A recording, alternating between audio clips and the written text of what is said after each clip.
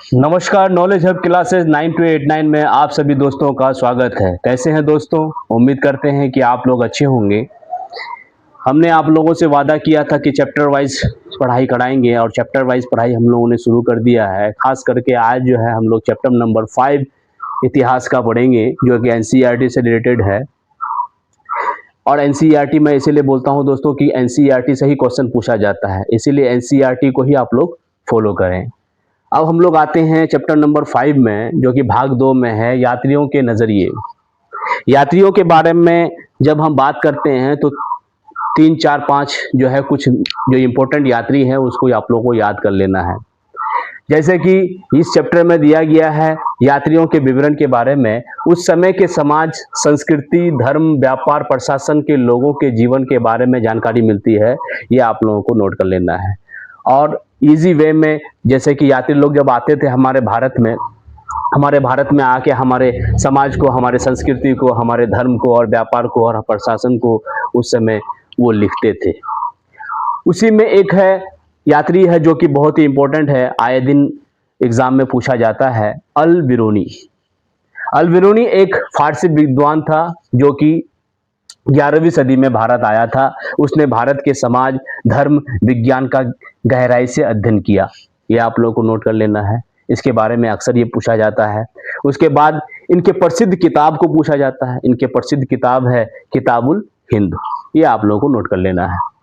दूसरा जो है अल बिरूनी जो है, और थोड़ा जानकारी दे दूं, अल बिरूनी भारतीय ग्रंथों का अध्ययन किया है और उसने संस्कृति सीखी और जाति व्यवस्था, धार्मिक परंपराओं का वर्णन किया।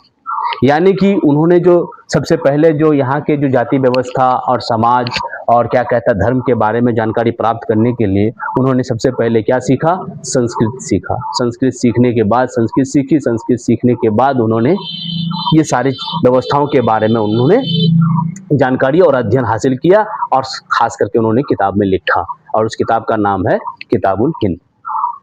दूसरा एक सवाल आता है इब्न बतूता के बारे में। इब्न बतूता जो थे वो मोरक्को से थे और उनके वो भी एक प्रसिद्ध यात्री थे जो कि 14वीं सदी में आया था। अब अल बिरूनी जो है 11वीं सदी में आया था, ये 14वीं सदी में आया था।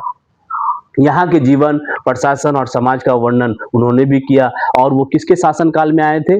मोहम्मद बिन तुगलक के शासनकाल में आए थे। ये बहुत ही इंपॉर्टेंट है, आप लोग याद कर लीजिएगा। किसके शासनकाल में? मोहम्मद बिन तुगलक के शासनकाल में। और इनकी किताब का नाम है, जो कि प्रसिद्ध किताब है, रिहला। ये आप लोगों को नोट कर लेना है।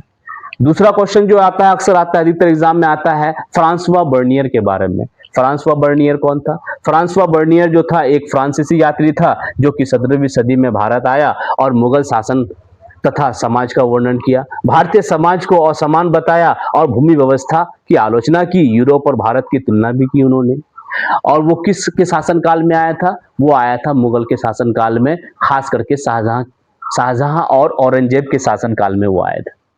ये आप लोगों को लिख लेना है। और उनकी जो प्रसिद्ध किताब है travels in the Mughal empire, उन्होंने एक प्रसिद्ध किताब लिखी, आप लोगों को एकदम बिल्कुल याद कर लेना है। उनके प्रसिद्ध किताब का नाम क्या था? Travels in the Mughal empire. तो यही सब सवाल अक्सर अधिकतर एग्जाम में पूछा जाता है, आप लोगों को ये नोट कर लेना है खास करके, क्योंकि ये बहुत ही इंपॉर्टेंट सवाल है दोस्तों। यही सब सवाल अक्सर आए दिन एग्जाम में पूछा जाता है। उसके बाद हम लोग आगे आते हैं, जब यात्री से सवाल आता है तो यात्री के बारे में कुछ और भी मैं आपको बता दूं। वास्को डी गामा, ये 1498 में कालीकट केरल में आए थे। तो वास्को डी गामा भारत कब आया? 1498 में आया। और कहाँ पहले आया था? कालीकट में, जो कि केरल में है। उसके बाद एक क्वेश्चन और पूछेगा आपको कोलंबस के बारे में। कोलंबस कब आए थे? वो 1492 को आए थे। वो नई दुनिया का खोज किया था, जो कि अमेरिका है। अमेरिका का खोज किसने किया था? कोलंबस ने किया था। यही सब सवाल जो है अधिकतर एग्जाम में पूछा जाता है, इसे आप लोग जो है लिख लीजिए और नोट कर लीजिए। यही सब एग्जाम में आएगा, आपको टेंशन लेने की जरूरत नहीं। जब तक आप लोगों के साथ नॉलेज हब क्लासेस 9289 आप लोगों के साथ है, इसलिए मैं कहता हूं दोस्तों कि आप लोग जो है ज्यादा से ज्यादा अपने दोस्तों से भी, जो भी पढ़ाई नहीं कर पा रहे किसी कारणवश, उनकी आर्थिक स्थिति अच्छी नहीं है, वो मेरे इस क्लास को देखते हुए आराम से एग्जाम में क्वालिफाई कर सकता है। इसीलिए मैं रिक्वेस्ट करूंगा आप लोगों से कि आप लोग जो है ज़्यादा से ज़्यादा अपने दोस्तों को ये वीडियो फॉरवर्ड करें शेयर करें और सब्सक्राइब करना ना भूलें। अगर मेरे क्लास में कुछ अगर मान लेते हैं कि कमी है भी अगर, तो उनसे उसे कमेंट बॉक्स में ज़रूर लिखें, ताकि हम उसे दूर करने की कोशिश करेंगे। क्योंकि अभी हम लोगों ने न्यू चैनल बनाया है, तो ख़ास करके आप लोगों से रिक्वेस्ट है कि मुझे भी बहुत सारा जो है सेटिंग को पता नहीं है अभी फ़िलहाल, तो आप लोगों से रिक्वेस्ट है कि अगर कुछ कमियां हैं तो आप लोग हमारे इस वीडियो में बता सकते हैं।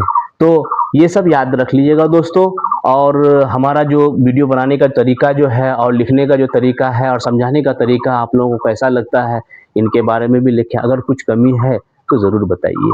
धन्यवाद दोस्तों।